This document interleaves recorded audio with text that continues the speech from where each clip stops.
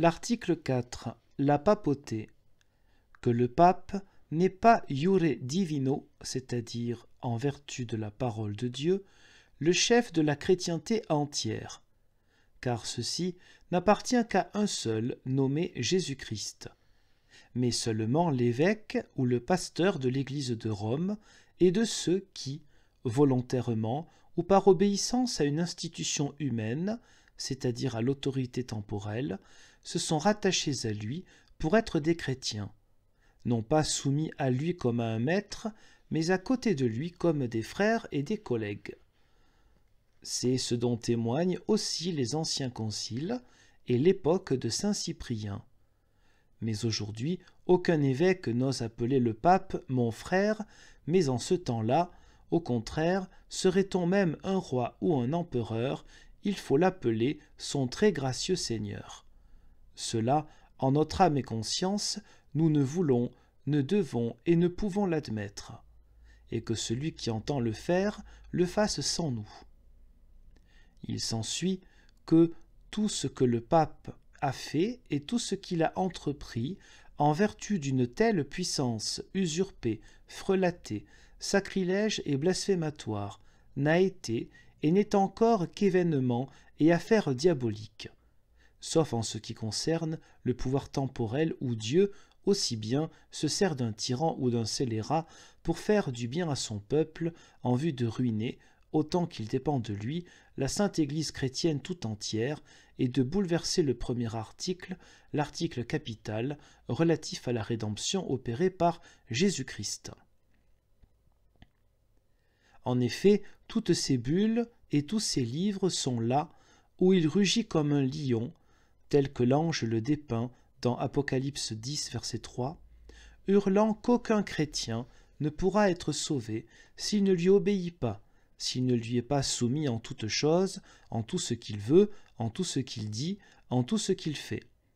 Tout cela revient à dire, tu as beau croire au Christ et avoir en lui tout ce qui est nécessaire à ton salut, cela ne compte pour rien et ne te servira de rien si tu ne me considères pas comme ton Dieu, si tu ne m'es pas soumis, si tu ne m'obéis pas.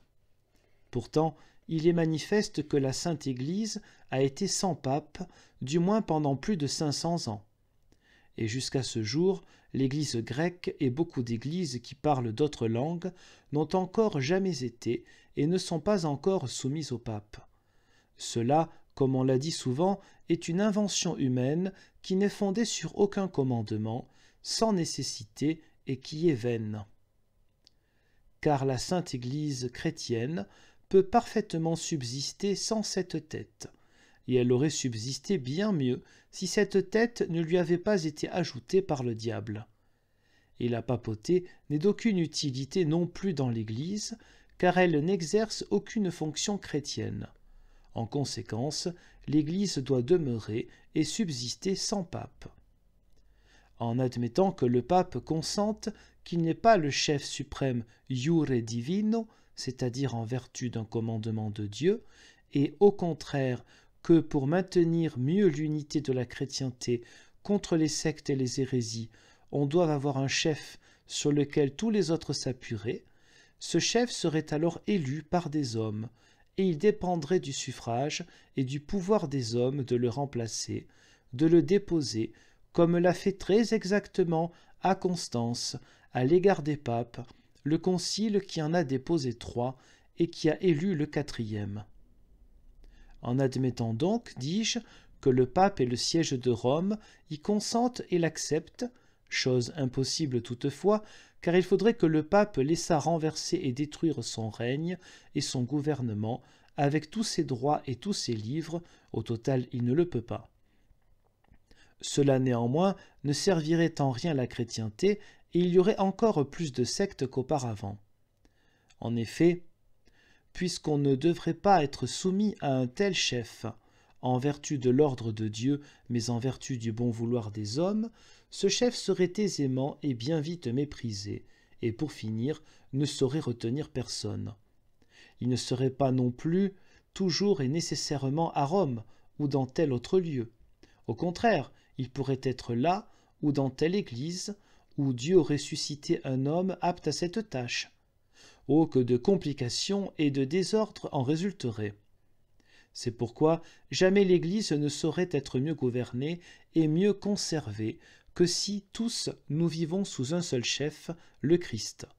Et si les évêques, tous égaux quant à leur ministère, bien qu'inégaux quant à leurs dons, se veulent fermement unis entre eux par un accord unanime sur la doctrine, la foi, les sacrements, la prière et les œuvres de la charité, etc. C'est ainsi que saint Jérôme écrit que les prêtres d'Alexandrie gouvernaient tous ensemble et en commun les églises, comme les apôtres aussi l'avaient fait, et, par la suite, tous les évêques dans la chrétienté entière, jusqu'au jour où le pape éleva sa tête au-dessus de tous.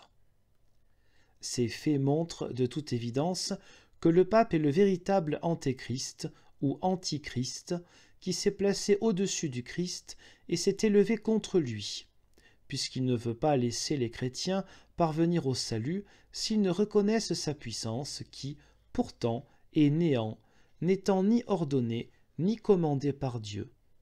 C'est bien là se placer au-dessus de Dieu et contre Dieu, comme le dit saint Paul. Les Turcs et les Tartares eux-mêmes n'agissent pas ainsi. Quelques grands ennemis qu'ils soient des chrétiens, au contraire, ils laissent croire au Christ qui veut et n'exige des chrétiens que le tribut de l'obéissance corporelle. Or, le pape ne veut pas laisser croire, mais dit qu'on doit lui obéir pour être sauvé.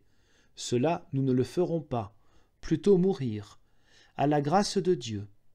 Tout cela vient de ce que le pape a exigé d'être appelé Iure Divino, le chef suprême de l'Église chrétienne. Voilà pourquoi il a fallu qu'il s'égale au Christ et qu'il se place au-dessus de lui, qu'il se fasse exalter comme la tête, puis comme le maître de l'Église. Enfin comme le maître du monde entier et, tout uniment, comme un Dieu terrestre, jusqu'à s'enhardir à donner des ordres même aux anges dans le royaume des cieux. Et quand on établit une distinction entre la doctrine du pape et l'écriture sainte, ou lorsqu'on les confronte et qu'on les compare, il se trouve que la première, dans ses meilleures parties, est empruntée au droit impérial païen, et traite d'affaires et de jugements mondains, comme l'attestent les décrétales. Elle traite ensuite des rites concernant les églises, les vêtements, les aliments, les personnages, et enfantillages et chimères burlesques sans nombre. Mais, en tout cela, rien au sujet du Christ, de la foi et des commandements de Dieu. Enfin, ce n'est rien que pure diablerie quand il répand, au sujet de Dieu et contre Dieu, ses mensonges sur la messe, sur le purgatoire, sur la vie monastique, sur les œuvres et le culte imaginés par des hommes, ce qu'est en effet la vraie papauté. Quand il condamne, tourmente et tue tous les chrétiens qui ne révèrent pas et ne mettent pas au-dessus de tout ces abominations qui sont les siennes.